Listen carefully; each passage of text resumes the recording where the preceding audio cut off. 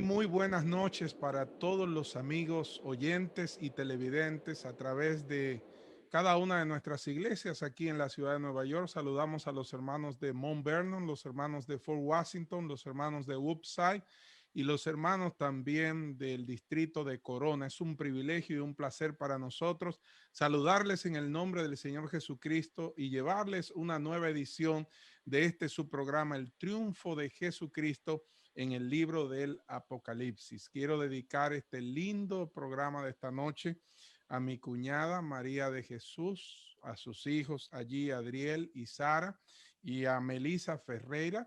Quiero decirle a mi cuñada que estoy deseoso pronto de irla a bautizar allá en Higüey, en el nombre del Señor Jesucristo, y que se prepare pronto para ese lindo acontecimiento. Saludo a los pastores Sedano y al pastor Héctor, para de inmediato pasar a nuestro hermano Ángelo para tomar las llamadas para la oración. Bendiciones en apertura de este lindo programa. Dios les bendiga, mis líderes. Saludos para todos, pastores, amigos oyentes y amigos que nos siguen a través de las redes. Bendiciones en el nombre del Señor. Amén. Amén. Muchas gracias, querido mentor, querido pastor Michael Guerrero. Gracias por estar con nosotros. Sería bueno pedir Dios le bendiga a usted. que nos diga el teléfono antes de irse y que la gente pueda llamar, porque esa es la cadena que por muchos años ha estado activa y recibe esos pedidos. Pastor, ¿podría darnos el número de teléfono que la gente pueda llamar? Con mucho gusto. 718-810-4959. 718-810-4959. Pueden llamar por WhatsApp de cualquier parte del mundo o escriban un texto y serán atendidos con mucho gusto. Una cadena poderosa. Todas las mañanas estamos en intercesión, pidiendo, clamando por la bendición de Dios. Muchas gracias, pastor. Pasamos a los 5 minutos de reflexión con nuestro querido profesor Héctor Delgado. Pastor, adelante. Gracias, Pastor Reyes. En esta noche vamos a comentar, en el tiempo que tenemos, la promesa que le fue dada a la iglesia de Tiatira. Una iglesia que enfrentó muchos problemas con una falsa autoridad religiosa que se impregnó allí. Al finalizar, como a las demás, el Señor Jesús también le da una promesa que alienta la victoria de los fieles, no solo de esta iglesia en el primer siglo, sino de los cristianos que conformaron este periodo eclesiástico. Al vencedor que guarde mis obras hasta el fin, yo le daré autoridad sobre las naciones.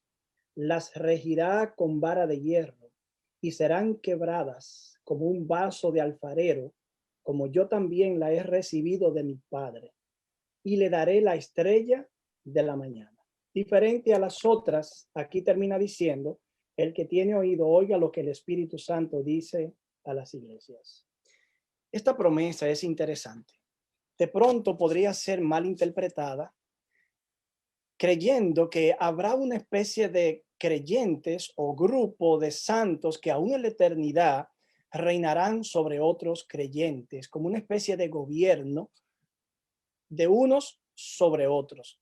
Sin embargo, este pasaje, que es similar, de hecho, la promesa del verso 26, termina de una manera similar a la que se le otorga a la iglesia de la Odisea, porque dice que Jesús le dará que se sienten con él en su trono a los que han vencido, así como él ha vencido y se ha sentado con su Padre en su trono. De manera que en esta promesa que estamos estudiando ahora y en la que estudiaremos luego en el mensaje a la iglesia de la Odisea, Jesús identifica algo que ocurrirá con los redimidos, con algo que ocurrió con él. De manera que es como decir que el triunfo y los resultados de ese triunfo de alguna forma quedan unidos. Y en Apocalipsis es interesante porque el triunfo de Jesús termina repercutiendo en el triunfo de los redimidos sobre las fuerzas del mal. Por ejemplo, ya hemos citado este pasaje, Apocalipsis capítulo 12 y el verso 11, donde los redimidos, los santos, vencen a las fuerzas del mal, vencen a Satanás mismo por medio de la sangre del Cordero, en virtud de los méritos de Cristo y por la palabra del testimonio que ellos dan. Es interesante que ya Pablo en Romanos 16, verso 20, dijo que en breve, cuando el Señor venga, aplastará la cabeza de Satanás bajo la planta de vuestros pies. Eso implica que el triunfo que se ha de obtener sobre las fuerzas del mal en el tiempo del fin es un triunfo que es logrado por el poder de Dios, sí, pero es logrado por Dios a través de su pueblo remanente. Por consiguiente, el Señor hace a los santos del tiempo del fin copartícipe, triunfadores sobre las fuerzas del mal, de igual manera como él triunfó sobre las fuerzas del mal cuando estuvo en el Calvario, sobre la cruz, muriendo por nosotros. ¿Qué implicaría entonces si no va a haber una forma de gobierno de un grupo sobre otros en la tierra nueva o en el mundo venidero? Implica que los redimidos, todos en conjunto, recibirán la autoridad de asumir una forma de juicio en el transcurso de los 1000 años en el cielo. Ahora, noten algo muy interesante. Allí se dice que ellos recibirán autoridad para regir a las naciones y que estas naciones serán quebrantadas como un vaso de alfarero. Una declaración que precisamente hace referencia al Salmo 2, un salmo mesiánico, donde se predice o se profetiza el triunfo del Mesías sobre las fuerzas opositoras en la tierra. De manera que el resultado final de las acciones de este juicio en el que los santos se involucrarán en el transcurso de los 1000 años traerá consigo una repercusión que destruirá a todas las naciones de la tierra. Quiere esto decir entonces que en algún punto, y este punto son los 1000 años, los redimidos ocuparán una posición en la que ejercerán juicio. Ya Pablo dijo en una de sus cartas, Primera de Corintios, que los santos juzgarían al mundo, pero que también juzgarían a los ángeles caídos. En Apocalipsis 24, el apóstol Juan ve que los santos se sientan sobre tronos y ejercen juicio, de manera que estamos en el cumplimiento de esta promesa. Finalmente, la promesa implica que la estrella de la mañana le será dada. Parecería ser que es un privilegio enorme el que le será otorgado y algunos creen que es Cristo mismo. Indiscutiblemente yo pienso que es Jesús mismo la estrella de la mañana, porque así se le llama en el capítulo final de Apocalipsis. ¿Implica esto que Jesús se entregará a su pueblo para siempre? Pienso que esa es la idea que está allí, pero también esto implica una entrega mutua, porque en Apocalipsis capítulo 21 encontramos que los redimidos viven en la tierra nueva, en el mundo venidero. Ellos son el pueblo de Dios, pero Dios es su Dios. Este es un pasaje que infiere una entrega final, mutua y completa por toda la eternidad. Ya el Evangelio de Juan nos ha dicho que Dios amó de tal manera al mundo que nos dio a Jesús. Por consiguiente, Jesús es nuestro y Jesús mismo promete entregársenos para siempre, para vivir con nosotros la vida eterna después de haber alcanzado un triunfo compartido, un triunfo que hemos alcanzado sobre las fuerzas del mal, pero un triunfo que por su poder, por sus méritos y por el poder de su palabra, nosotros hemos alcanzado. Quiere el Señor bendecirte y darte la oportunidad de ser un cristiano vencedor. Recuerda que cada promesa que es entregada a una de las iglesias es una promesa que se va a cumplir de forma comprensiva con todos los redimidos en el mundo venidero. Que el Señor sea contigo. Gracias, profesor. Le vamos a invitar a compartir la programación. Ahora Ángelo nos va a leer el capítulo 9 del libro de Apocalipsis. Ayer 1100 personas compartieron esa bendición. Nosotros, por la misericordia y la gracia de Dios, estamos poniendo la bendición en su mano. Ahora tome su celular, tome su dispositivo y compártala con un amigo, un vecino, un familiar, un compañero de trabajo, alguien que usted quiera que se entregue al Señor Jesucristo y que conozca este evangelio tan maravilloso que va a ser predicado esta noche. Por favor, llegamos a 1100 y quisiera pasar esa barrera esta noche con la ayuda de Dios. Así que, Ángelo, vamos a leer la palabra de Dios en el libro de Apocalipsis, capítulo 9. Nos dice allí la palabra de Dios: el quinto ángel tocó la trompeta y vi una estrella que cayó del cielo a la tierra, y se le dio la llave del pozo del abismo, y abrió el pozo del abismo, y subió humo del pozo como humo de un gran horno, y se oscureció el sol y el aire por el humo del pozo. y del humo salieron langostas sobre la tierra y se les dio poder, como tienen poder los escorpiones de la tierra. Y se les mandó que no dañasen a la hierba de la tierra, ni a cosa verde alguna, ni a ningún árbol, sino solamente a los hombres que no tuviesen el sello de Dios en sus frentes. Y les fue dado no que los matasen, sino que los atormentasen 5 meses, y su tormento era como tormento de escorpión cuando hiere al hombre. Y en aquellos días los hombres buscarán la muerte, pero no la hallarán, y ansiarán morir, pero la muerte huirá de ellos. El aspecto de las langostas era semejante a caballos preparados para la guerra. En las cabezas tenían como coronas de oro, sus caras eran como caras humanas, tenían cabello como cabello de mujer, sus dientes eran como de leones, tenían corazas como corazas de hierro, el ruido de sus alas era como el estruendo de muchos carros de caballos corriendo a la batalla. Tenían colas como de escorpiones y también aguijones, y en sus colas tenían poder para dañar a los hombres durante 5 meses. Y tienen por rey sobre ellos al ángel del abismo, cuyo nombre es hebreo es Abadón, y en griego Apolión. El primer ay pasó, he aquí viene aún 2 ayes después de esto. El sexto ángel tocó la trompeta y oí una voz de entre los 4 cuernos del altar de oro que estaban delante de Dios, diciendo al sexto ángel que tenía la trompeta: desata a los 4 ángeles que están atados junto al gran río Éufrates. Y fueron desatados los 4 ángeles que estaban preparados para la hora, día, mes y año, a fin de matar a la tercera parte de los hombres. Y el número de los ejércitos de los jinetes era 200 millones. Yo oí su número. Así vi en visión los caballos y a sus jinetes, los cuales tenían corazas de fuego, de zafiro y de azufre. Y las cabezas de los caballos eran como cabezas de leones, y de su boca salían fuego, humo y azufre. Por estas 3 plagas fue muerta la tercera parte de los hombres, por el fuego, el humo y el azufre que salían de su boca, pues el poder de los caballos estaba en su boca y en sus colas, porque sus colas, semejantes a serpientes, tenían cabezas y con ellas dañaban.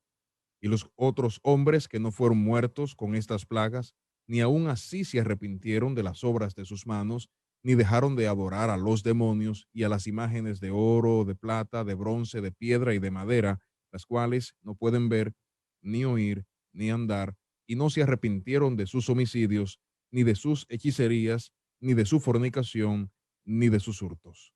Fin del capítulo. Muchas gracias, Ángelo. Estamos llegando a los 700 compartidos ya. Quisiéramos pasar la barrera de los 1100. Ayúdenos a compartir este programa, por favor. Tome su celular, compártalo, que es una bendición usted poder llevar este programa. Ayer 1100, hoy ya vamos en 700 y quisiera yo pasar esa barrera de los 1100 compartidos para que sea de bendición. Esta noche nos acompaña nuevamente nuestro profesor y pastor Hermes Tavera, quien va a dar continuidad al capítulo número 9 del libro de Apocalipsis. Muy bien, es un gusto otra vez estar aquí para seguir estudiando la palabra de Dios, descubriendo sus mensajes interesantes que han sido atesorados y colocados por el mismo Dios para nuestro bien, para nuestra bendición. Uno de los capítulos más, para algunos, desanimantes del libro de Apocalipsis es el capítulo 9, porque solo habla del castigo, habla de 2 plagas, al sonar la trompeta, la quinta y la sexta plaga. La quinta plaga habla de unas langostas que surgen del abismo, un ángel que las controla y con su cola hacen daño sobre la tierra por 5 meses. La sexta trompeta habla de los ángeles que sueltan, estacionados en el río Éufrates, y comienzan a hacer daño con animales como que escorpiones, que tienen su boca como de león y sus colas como de caballos y de escorpiones, que hacen también daño sobre la tierra. Ayer estuvimos analizando que las primeras 4 trompetas podrían significar el castigo de Dios sobre Jerusalén en su destrucción, en la primera trompeta, la segunda, la caída del Imperio Romano, la tercera habla de la contaminación de la verdad, de los ríos con ajenjo, que indica la contaminación de la verdad en la primera parte de la Edad Media, lo conocido como la Alta Edad Media, y la cuarta trompeta se refiere a la contaminación de la verdad o al escurecimiento de la verdad, sol, luna y estrellas, en lo que fue la última parte de la Edad Media o Baja Edad Media, estableciendo un falso sistema de adoración, una usurpación de muchas verdades bíblicas, el sacerdocio de Cristo sustituido por sacerdotes humanos y un oscurecimiento de las verdades sencillas, incluso el acceso a la palabra de Dios como un libro de consulta diario fue rutinario y común durante esas eras de tinieblas espirituales. De modo que nos estamos estacionando al hablar de la quinta trompeta en la parte final de la Edad Media, el inicio del mundo moderno, el inicio del mundo moderno. La Biblia nos habla en Apocalipsis 9 de un ángel que se le da la llave del pozo del abismo y lo abre.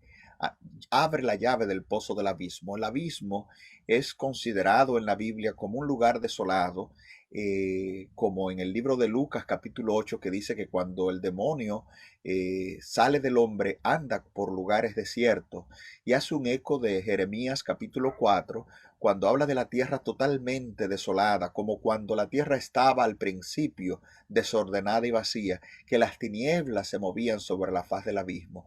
De paso, el abismo, la expresión, se utiliza a veces como sinónimo de Satanás o como lugar de morada de demonios o lugar de los muertos, o como en 2 de Pedro 2:4, las tinieblas en las que están encadenadas Satanás y sus ángeles rebeldes.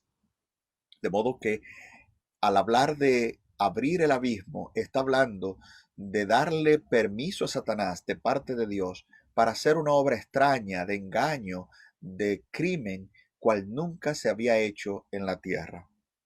Abadón, el nombre que tiene el ángel del abismo, es un nombre que aparece en la Biblia hebrea en el libro de Job capítulo 26, Job capítulo 28, Salmo 18, como sinónimo de la muerte o del mar.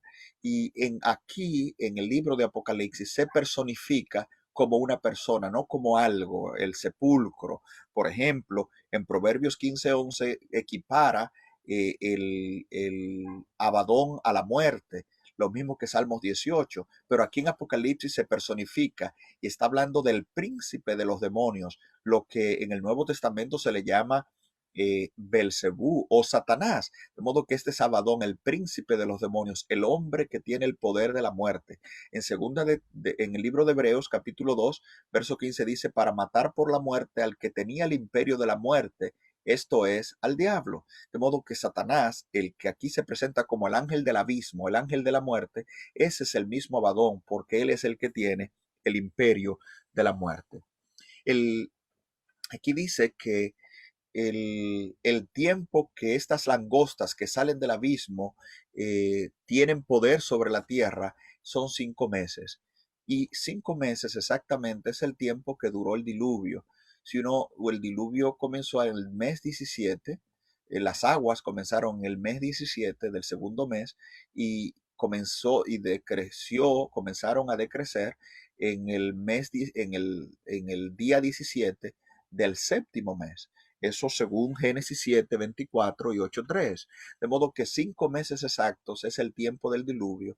Al aquí hablar de 5 meses, está hablando de que al igual como el diluvio fue un evento de castigo divino, de desolación en la tierra, pero bajo el control divino y con un tiempo determinado, las langostas y el ángel del abismo, que han sido permitidas por Dios de hacer una obra destructora y de engaño en este mundo, están bajo el control divino, y cuando sea el tiempo de Dios, el tiempo es establecido por Dios, ellos cesarán su obra de destrucción. Por lo mismo, estos 5 meses representan un tiempo de destrucción y castigo sobre la tierra.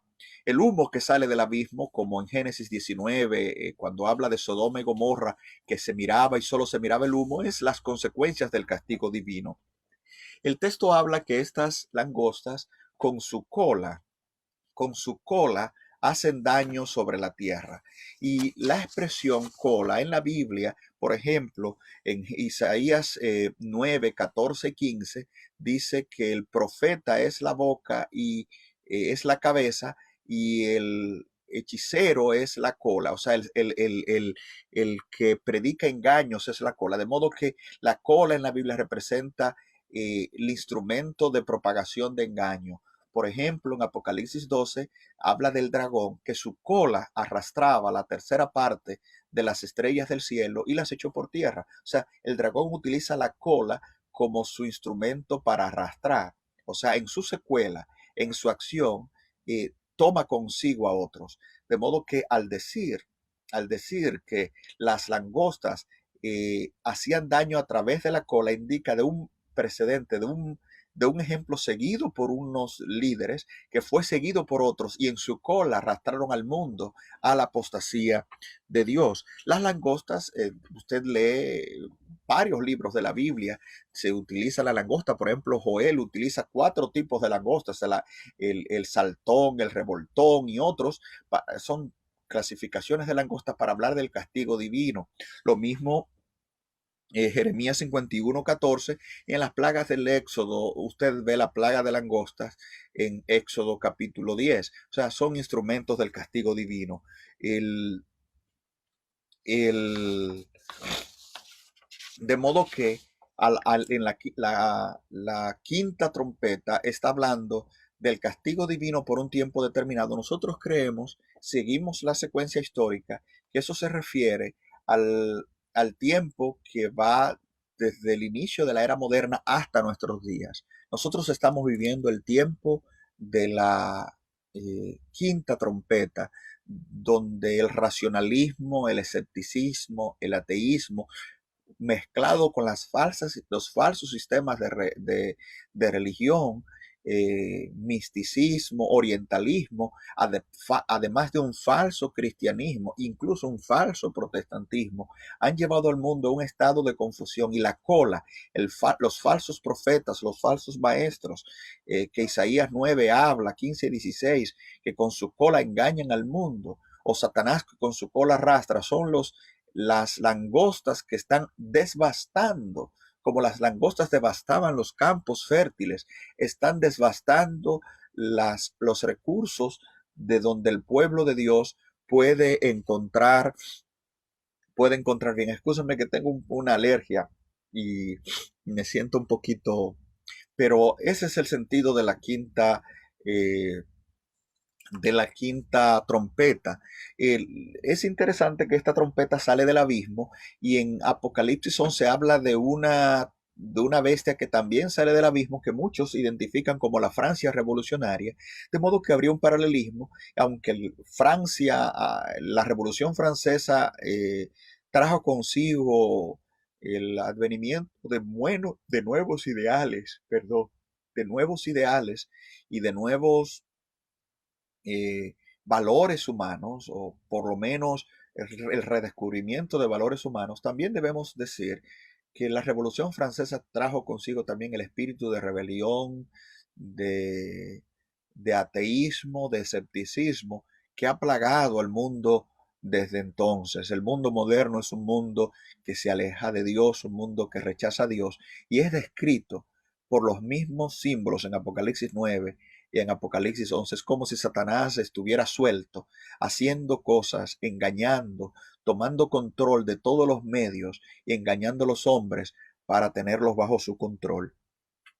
Leyendo la sexta trompeta, voy a leerlo en Apocalipsis 9, 13, dice: el sexto ángel tocó la trompeta, y una voz de entre los 4 cuernos del altar de oro que estaba delante de Dios, la cual decía al sexto ángel que tenía trompeta: desata los 4 ángeles que están atados junto al río Éufrates. y fueron desatados los 4 ángeles que estaban preparados para la hora, día, mes y año, a fin de matar la tercera parte de los hombres. Y el número de los ejércitos de los jinetes era 200 millones.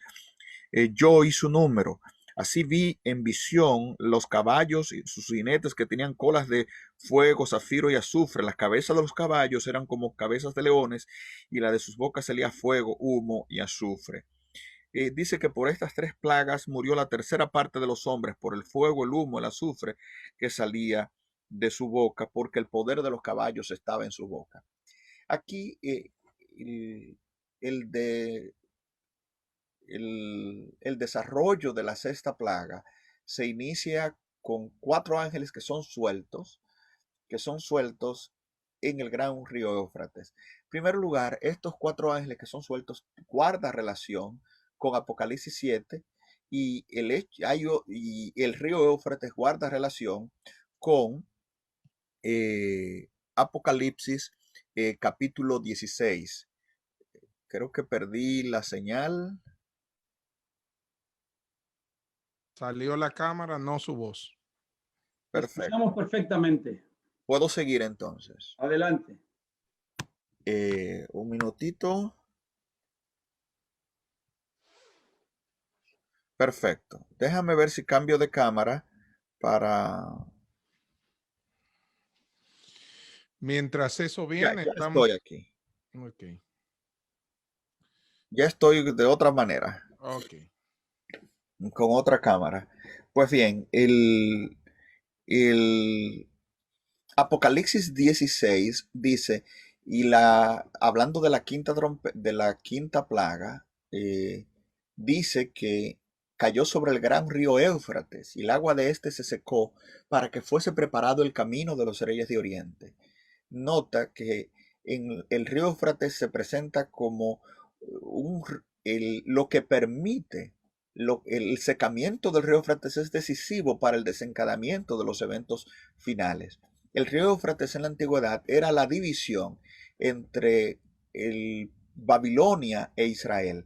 Era el punto divisor de Babilonia, de modo que al hablar aquí de que los ángeles estaban estacionados en el río Éufrates, está entre el margen entre el pueblo de Dios y Babilonia. Estos 4 ángeles también nos recuerdan Apocalipsis 7, que dice, vi 4 ángeles en pie sobre los 4 ángulos de la tierra, deteniendo los 4 vientos de la tierra, para que no soplase viento sobre la tierra, sobre el mar, ni sobre ningún árbol. De modo que aquí también se está viendo estos 4 ángeles, de modo que estos 4 ángeles salen, tienen una función análoga y muestran la obra de daño que está ocurriendo. En Apocalipsis 16 se está hablando de algo que va a ocurrir con el secamiento del Éufrates. Eso indica que la sexta trompeta tiene que ver es paralela a la quinta plaga, donde las fuerzas del mal se desatan. Donde las fuerzas del mal se desatan, los vientos de la ira de Dios se desatan y el mundo presencia una destrucción cual nunca antes. El texto dice también que con su boca hacen daño y la boca la vemos constantemente. Dice en Apocalipsis 16 igual, hablando de la quinta plaga, son espíritus de demonios que hacen señales. Y vi salir de la boca del dragón, y de la boca de la bestia, de la boca del falso profeta, 3 espíritus inmundos a manera de ranas, que son espíritus de demonios que hacen señales y van a los reyes de la tierra, preparándolos para la batalla de aquel gran día del Dios Todopoderoso. De modo que aquí estamos viendo, seguí mirando la cámara antigua aquí estamos viendo un proceso análogo. Satanás está atacando por su boca y aquí está hablando de que estos escorpiones, estos caballos que tenían su forma como escorpiones, atacaban por la boca y por la cola. La cola, forma de engaño, la boca, el medio. Eso indica que el conflicto final será un conflicto ideológico. De modo que esta sexta trompeta representa los engaños finales. los engaños finales paralelo a la preparación al mundo para la gran batalla del gran día de Dios. Un punto importante de esta exposición es que se dice, yo oí el número de los caballos, 200 millones, y añade, yo oí su número. Y esa expresión nos recuerda a Apocalipsis 7:4, cuando dice, y oí el número de ellos, 144,000 sellados. Los 144,000 son el ejército de Dios en la gran batalla final. Y aquí se está presentando el ejército satánico, 200 millones. Está hablando de algo infinitamente mayor. Son números simbólicos, pero lo que quiere decir, mientras Dios tiene 144,000, es decir, 12,000 de cada tribu, Satanás tiene 200 millones, un número. Las huestes de Satanás serán mayores en la lucha final, preparando el mundo para la gran batalla contra Dios. De modo que ese oí su número en ambos está diciendo que este número de caballos de 200 millones está en contraposición al otro número que se oye en Apocalipsis, que son 144,000.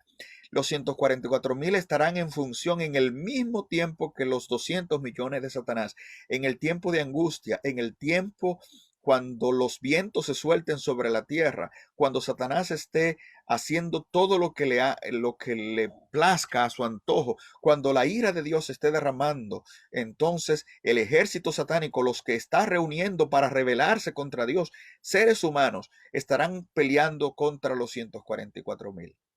Ahora bien, el hecho de que los 144,000 sean menos que 200 millones sigue la idea muy común en el Antiguo Testamento de que Dios vence con unos pocos menos que con el ejército enemigo. Es interesante que Dios siempre se cuidó que su pueblo entendiera que si ganaba no era por el número de su ejército o el poder del mismo, sino por el poder de Dios. Encontramos la historia de Gedeón, donde venía un ejército grande, Israel era muy poco, y de esos pocos Dios dijo, no, quiten más, hasta que se quedaron 300 con Gedeón. O sea, Dios vence con unos pocos.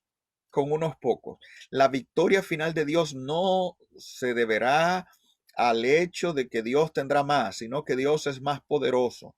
Los impíos serán como la arena del mar, pero Dios vencerá porque los que están con Él son fieles, y el pequeño remanente que está con Dios podrá hacer frente a los engaños, no importando el número inmenso y casi infinito que estará con Satanás.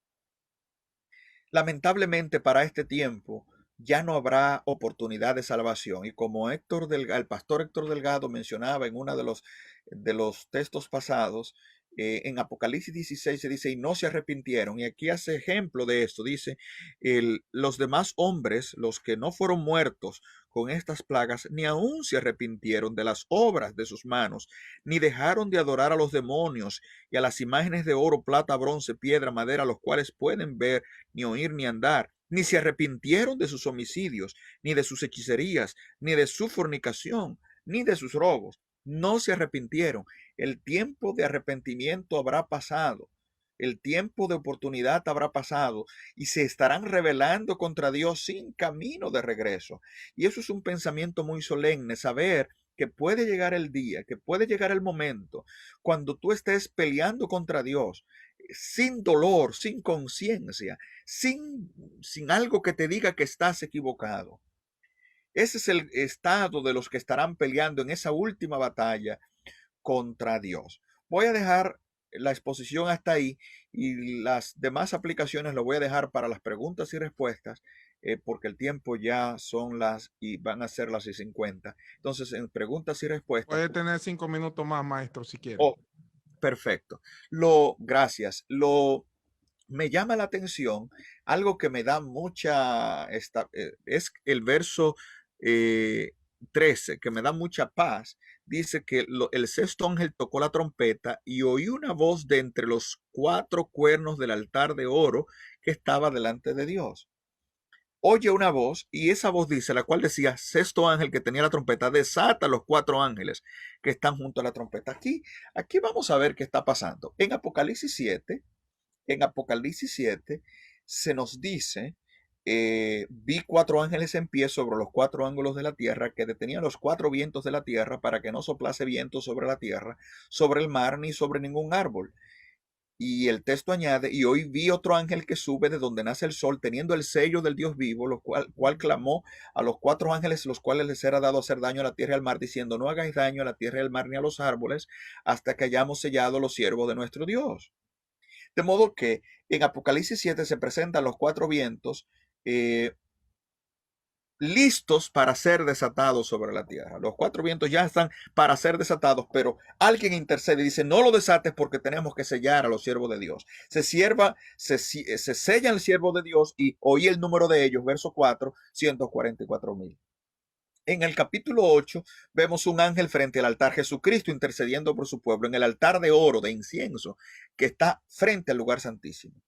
Bueno, en el libro de Hebreos, capítulo 9, se lo presenta dentro del lugar santísimo, siguiendo la tradición del Chronicle, del cronista, del libro de crónicas. Aquí se presenta que de ese altar donde está intercediendo Cristo es que se da la orden. Es que se da la orden para soltar los 4 vientos.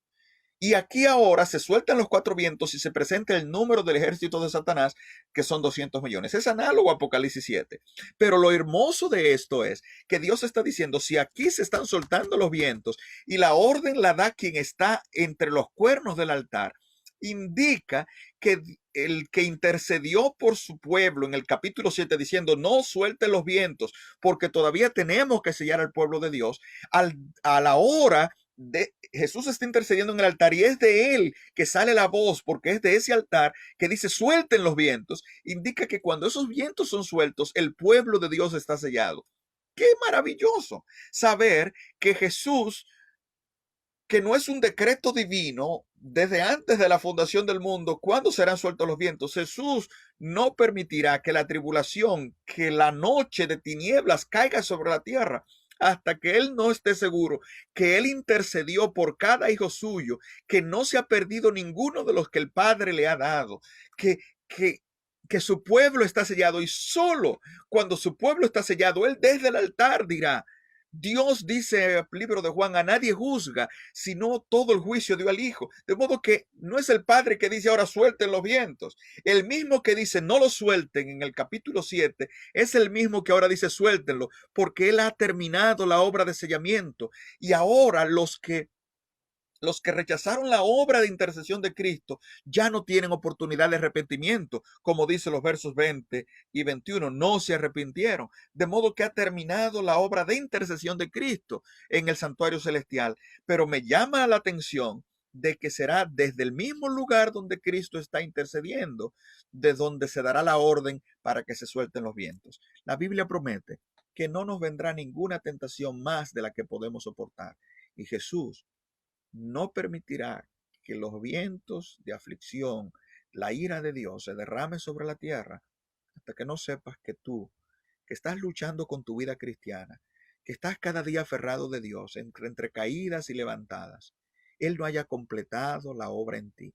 Porque el que comenzó en ti la buena obra, dice Filipenses 1:6, la perfeccionará hasta el día de Jesucristo. Él no va a concluir hasta que eso no ocurra, hasta que Él no complete la obra en ti. Y cuando Él complete la obra en ti, entonces va a decir, suelten los vientos, porque el que es justo ya es justo, el que es impío es impío. Otro segundo punto que quiero rescatar de este texto es el hecho de que los hombres siguen aferrados a sus ídolos.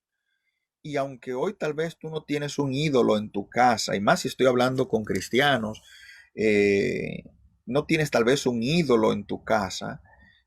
Si lo tienes, sácalo de tu vida, pero tal vez no tienes un ídolo material.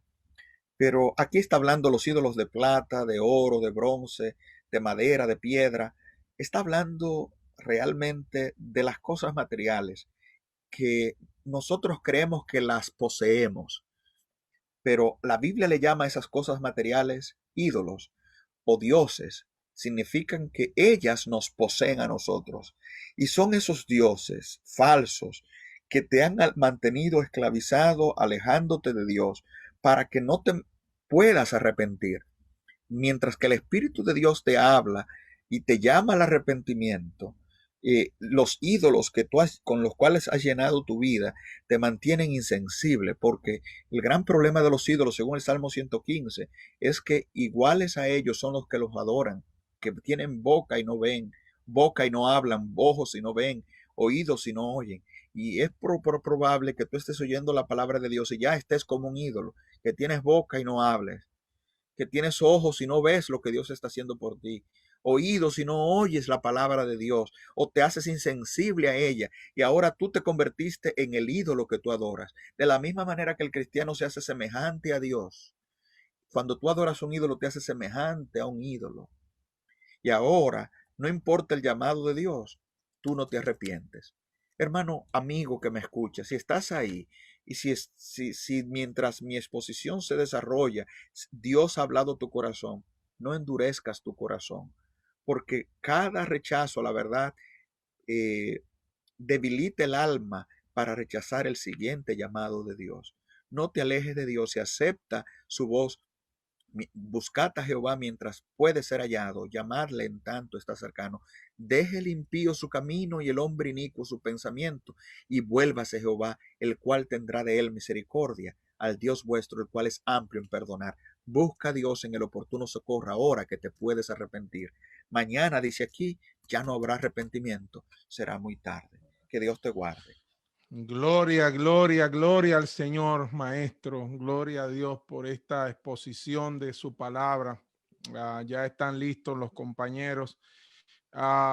Quisiera empezar preguntándole, al darme cuenta de la bendición que hemos tenido durante estos 9 capítulos, el enemigo ha tratado de que este libro cause miedo, cause temor, porque muchas personas que interpretan y hablan de este libro hablan más del mal que del triunfo de Jesucristo y de su pueblo en este libro. Y el enemigo ha logrado en muchas ocasiones que algunos hasta se retiren del estudio de este libro. Mi pregunta esta noche para siempre los amigos que todavía no han hecho su decisión de bautismo, ¿cuán importante es este libro para que ellos continúen estudiando el libro de Apocalipsis? Si hay un capítulo que puede llamarse que desaliente, es el capítulo 9, porque aparentemente solo habla de destrucción, de caballos, de símbolos, de langostas, de escorpiones que destruyen a la tierra. Sin embargo, vemos metido, entrelazado en todo ese mensaje de destrucción, que por ejemplo vimos que la orden viene del altar donde Cristo está intercediendo. O sea, el Apocalipsis muestra a un Dios en control, a un Cristo intercediendo por su pueblo. Es muy conocido el hecho de que todos los eventos de Apocalipsis se presentan entrelazados con escena del santuario. Es algo muy conocido. Apocalipsis 1 es una escena del santuario. Apocalipsis 4 y 5 otra escena del santuario. Apocalipsis 8, 3 al 5, otra escena del santuario. Apocalipsis 11, 19, otra escena del santuario. Apocalipsis 15, 8, otra escena del santuario. O sea, hay una cantidad de escenas del santuario y entre esas escenas es que ocurren los eventos en la tierra. El gran mensaje que el Apocalipsis quiere dar es que nada ocurre en la tierra sin que comience primero en el santuario celestial el inicio de eso. O sea, el que está intercediendo por ti es que tiene control. El que está intercediendo en el santuario por ti es que tiene control de lo que está ocurriendo en la tierra. La gente le hace énfasis a lo que está ocurriendo en la tierra y no mira a lo que está ocurriendo en el cielo. Y Jesús está mirando hacia la tierra para que yo mire hacia el cielo. Jesús me está mirando a mí para que yo lo mire a él. De modo que yo no tengo por qué estar mirando la destrucción, el problema, la dificultad, la destrucción que está ocurriendo o que va a ocurrir en la tierra. Poned la vista en las cosas de arriba, donde Cristo está sentado a la diestra de Dios intercediendo por vosotros. Es el llamado, porque vuestros sois y vuestra vida está escondida con Cristo en Dios. Y cuando Cristo, vuestra vida, se manifieste, nosotros también seremos manifestados con Él. De modo que el gran mensaje de Apocalipsis es: mira arriba, no mire lo que está ocurriendo en la tierra. En la tierra caen los sellos, pero si tú miras arriba, miras a Cristo deteniendo con el libro de los sellos en la mano. En la tierra están las 7 iglesias llenas de problemas, pero en el cielo está Cristo en medio de los 7 candeleros que son las 7 iglesias. En la tierra se oye el sonido de las trompetas de destrucción. En el cielo vemos a Cristo ordenándolo todo en el altar de incienso del santuario. En la tierra se ve todo lo negativo, pero en el cielo se ve Cristo intercediendo por su pueblo, por los que confían en Él en medio del momento de angustia. Amén. Pastor Sedano, luego Pastor Héctor. Me llama la atención también, precisamente en este capítulo al leerlo, que aunque se habla de mucha destrucción en muchas situaciones, hay una orden expresa y es que no le haga daño a los hijos de Dios. O sea, eso queda muy claro, que los hijos de Dios, en medio de todo ese caos de destrucción, de pérdida, de batallas, de muerte, los hijos de Dios tienen la seguridad que Dios ha dado esa orden. Para mí, yo entiendo que aunque las cosas sean grandes, lo único que cualquier ser humano puede hacer es venir y asegurarse que está entre los hijos de Dios. No importa lo que esté pasando, no importa lo que esté pasando. Lo único grande que yo sepa, que en esa gran batalla final y destrucción final, yo sea de los hijos de Dios. Pero yo quisiera que mis hermanos, mi iglesia en toda parte del mundo entienda eso, que no importa lo que pase, lo que necesitamos es nosotros ser hijos de Dios, porque estaremos seguros. Es la única seguridad, pero es seguridad suficiente. Doctor, ¿cómo pudiera usted decirle algo a mi gente que entienda eso mejor? Quizás yo no llego hasta allá. Yo creo que decir lo mejor de lo que dijiste sería dañarlo. Básicamente, Dios tiene mucho cuidado por su pueblo. El que os toca, toca la niña de vuestros ojos. Y Dios, el cuidado de Dios por su pueblo, dice el libro de Daniel que los sabios caerán. Muchos de los sabios caerán. Daniel 11, 31, 32 y 33 dice: pero caerán para ser limpiados, blanqueados y emblanquecidos hasta el tiempo determinado, porque aún para eso hay tiempo. Y en su caída serán ayudados por pequeño socorro. Aquí nos muestra de manera sencilla lo que es el trato de Dios con el daño a sus hijos. Número 1, los hijos de Dios caen de vez en cuando, fracasan, los hijos de Dios mueren, los hijos de Dios, pero cuando Dios permite que sus hijos pasen por tribulación es para limpiarlos como proceso de prueba. No hay nada que Dios permita que te pase que simplemente te hace bien. En vez de quejarte por el mal que te está ocurriendo, dile a Dios que te ayude a descubrir el bien que Él te envió al permitir ese mal. Número 2, el texto dice, y serán ayudados por pequeño socorro. En medio de lo que estás sufriendo, la mano de Dios se muestra, no te quita el problema, pero te da una señal de que Él está presente ahí. Y número 3 dice, hasta el tiempo determinado, porque aún para eso es tiempo, lo que indica que el tiempo de Dios permitir a sus hijos sufrir, no hay una tentación que durará para siempre. Cuando Jesús fue tentado en el desierto, dice, y el diablo lo dejó por algún tiempo, se fue y lo dejó. Es decir, Satanás no puede pasar la vida haciéndote sufrir. Si tú pasas la vida sufriendo es porque tal vez algo está pasando contigo, pero la tentación de Dios nunca es eterna. El periodo de prueba que Dios permite nunca es eterna. Quitemos la palabra tentación, nunca es eterna. Hay un tiempo determinado, porque Dios cuida a los hijos y no se derrama la sangre de uno de sus hijos, que Él no lo cuide, que no sea por un plan específico, porque no cae un gorroncillo en tierra sin que Dios lo note. ¿Cuánto más a vosotros, hombres de poca fe? Dijo Jesús en Mateo 10, 31, 30 y 31. Profesor Héctor. Me gustaría que pudiéramos pensar que cuando leemos estas imágenes que el pastor Hermes ya estuvo comentando, se percibe que el mal que Satanás y las cosas que él propicia y provoca en la tierra alcanzan unas dimensiones muy profundas. y pensar que hay personas que llegan a un punto en el que no se pueden arrepentir es preocupante. Eso me hace a mí tomar en serio esta descripción y preocuparme por estar no solo bien con Dios, sino de estar seguro de que realmente yo me estoy arrepintiendo adecuadamente de mis faltas y mis errores cometidas día a día. Negarse a arrepentirse de lo que sabemos que tenemos que hacerlo posiblemente nos descalifica para poder arrepentirnos en el momento que quizás sea el último momento oportuno para hacerlo. Por consiguiente, el tema del arrepentimiento, que es vital en el libro de Apocalipsis, nos hace pensar que si hay un momento en el que ya yo no podré hacerlo, yo debo manejar con extremo cuidado el tiempo y las oportunidades que Dios me está concediendo ahora. Yo no puedo ser la persona que sigue escuchando la palabra de Dios y no hace caso. No puedo ser la persona que escucha un tema y otro tema y no da un paso hacia adelante. Negarme a arrepentirme ahora posiblemente me coloque en la posición cuando un día ya no podré hacerlo. Entonces, hoy es el día.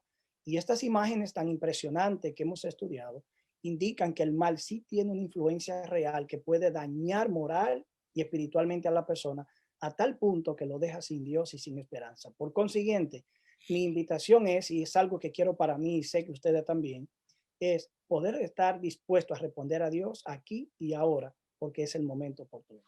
Gracias, profesor. Pastor Hermes, su minuto final. Dice, acerquémonos pues confiadamente, dice Hebreos 4:16, al trono de la gracia, para alcanzar misericordia y hallar gracia en el tiempo, en el socorro oportuno, en el oportuno socorro. Esto nos dice, nos indica que tenemos una responsabilidad, es lo primero, acercarnos al trono de la gracia. Número 2, que tenemos un tiempo para eso. Habla de un tiempo oportuno. El tiempo no es indeterminado. El tiempo de oportunidad de Dios es limitado, no porque Él quiere limitarlo, sino porque tú te haces insensible mientras más te expone sin una respuesta al mensaje de Dios.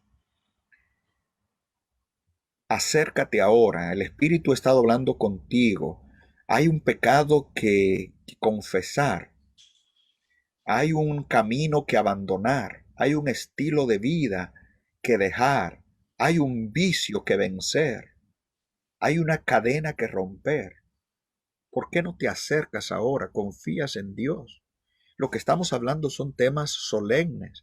Estamos hablando del fin del mundo, estamos hablando de el plan de Dios, lo que está pasando por encima de lo que nuestro ojo humano puede ver, nuestra mente puede entender. Dios está haciendo todo lo posible para salvarte. ¿Por qué no te acercas ahora, en el momento de salvación, antes de que llegue el momento en que no haya arrepentimiento? Si sentiste algo en tu corazón en este momento, es porque el Espíritu de Dios lo usó. Aquí nadie es un ángel, Pastor Sedano, Pastor Héctor, Pastor Andrés, y mucho menos yo. Dios nos está usando para hablar a tu corazón y el Espíritu Santo está ministrando en tu vida. Por lo tanto, si oyes hoy su voz, si la oíste, y yo sé que la oíste, no endurezcas tu corazón. Y dile hoy al Señor, Señor, hoy es el día de arrepentimiento. Borra mis pecados, vence mis vicios, que muera mi antigua vida, comienza una nueva vida contigo. Amén. Espero que esa sea tu experiencia en esta hora. Amén. Amén. Hemos invitado al pastor Juan Alberto Silvestre, director de jóvenes de la Asociación Dominicana del Sur, un siervo de Dios. Él va a tener el momento de oración por todos los pedidos que están allí en el chat y por algunos pedidos especiales. Querido pastor, gracias por acompañarnos y gracias por ser un joven entregado en la causa de Dios y de oración. Muchas gracias, Pastor Andrés Reyes, Pastor Lázaro Serrano. Saludos también al Pastor Héctor Delgado. Gracias por la invitación. Vamos a estar orando por Nancy, que pide oración por su madre. por Miriam, que pide oración por sus hijos. María de Jesús también pide oración por sus hijos, Adriel y Sara, por Melissa Ferreras, y también vamos a estar orando por Rosy Peláez, una prima hermana de su servidor que está muy delicada de salud allá en Nueva York. Vamos a orar también por ella para que el Señor la restaure. Oramos en esta hora. Bendito Padre que estás en los cielos, alabado y glorificado sea tu bendito nombre por los siglos de los siglos. Y en esta hora, Padre celestial, estamos rogando, Señor, por sanidad. Queremos que tu Santo Espíritu visite cada persona que ha puesto su pedido ahí en el chat, en el Facebook. Te pedimos, Padre, Señor, que tú le visites. Aumenta, Señor, nuestra fe. A veces vienen problemas y dificultades a nuestra vida y nos llevan a flaquear. Pero te pedimos, Padre Celestial, que nuestra fe sea aumentada en esta hora. Amén. Cada persona que está escuchando este tema, esta gran programación, oh Padre Celestial, cada persona que está escuchando la radio a través de Radio Amanecer, bendícele, visítale, Señor. Y te pido, Señor, por Nancy que pide por su madre, te pido por Melissa, te pido, Señor, por cada uno de los hijos de los padres que están pidiendo, Adriel, Sara y otros, que piden por sus hijos, esos hijos que se han ido, esos hijos que están descarriados, Señor, tráelos de nuevo al redil conforme a tu voluntad. Oh Padre Celestial, rogamos por los que están enfermos, sánalos, levántalos del lecho donde están. Esta pandemia del coronavirus, Señor, que ha venido a afectar familias, a empresas, Señor. Te pedimos, oh Señor, que hagas un milagro. En el nombre de Jesús hemos estado aclamando, Señor. Solamente tú sabes por qué ha venido esta pandemia. Ayúdanos, oh Señor, a abrir nuestros ojos, a prepararnos así con estos mensajes que estos siervos de Dios traen cada noche. Toca nuestro corazón y nuestra mente, Señor, para que no perdamos de vista nuestra preparación y nuestra misión aquí en la tierra. Te ruego por mi prima Rosy Peláez, levántala, Señor, de allí. Amén. Toma el control de su vida, sánala. La familia está preocupada, Señor, por ella y por muchos más que están, oh Señor, sufriendo por diferentes enfermedades. Visita a los líderes de los países, los presidentes, para que tomen decisiones bajo la dirección de tu voluntad. Amén. Sigue bendiciendo a cada pastor, a los dirigentes de las iglesias que les ha tocado ministrar en medio de esta crisis, Señor. Dale sabiduría, dale inteligencia para que puedan seguir trabajando para tu obra. Sigue bendiciendo esta programación de estos 22 días de oración y del estudio de Apocalipsis. Sigue dirigiendo al pastor Lázaro, pastor Andrés Reyes, al pastor Héctor Delgado y a los que le acompañan, Señor. Dale sabiduría para que sigan dirigiendo a tu iglesia y ministrando a las personas que se conectan cada día a esta programación. Sigue bendiciendo a Radio Amanecer, Señor, que es una voz en medio de la oscuridad, que llega a lugares donde no podemos llegar. Sigue usando esta radio, Señor, para honra y gloria de tu nombre. Gracias, Padre, porque siempre está dispuesto a escucharnos. Gracias, Señor, por tus grandes bendiciones. Danos un descanso feliz y un bello amanecer en el nombre de Jesús. Amén. Amén. Gracias, Pastor Juan Alberto Silvestre. Para los distritos de Mount Vernon, Fort Washington, Woodside y también el de Corona, ha sido un gran placer llevarles esta noche la serie El triunfo de Jesucristo en el libro de Apocalipsis. Si Dios lo permite, estaremos mañana con el capítulo número 10, con la palabra de Dios que vive y permanece para siempre. Gracias, Ángelo, por tu asistencia. Feliz noche para todos nuestros amados oyentes. Que la paz de Dios esté con cada uno de ustedes.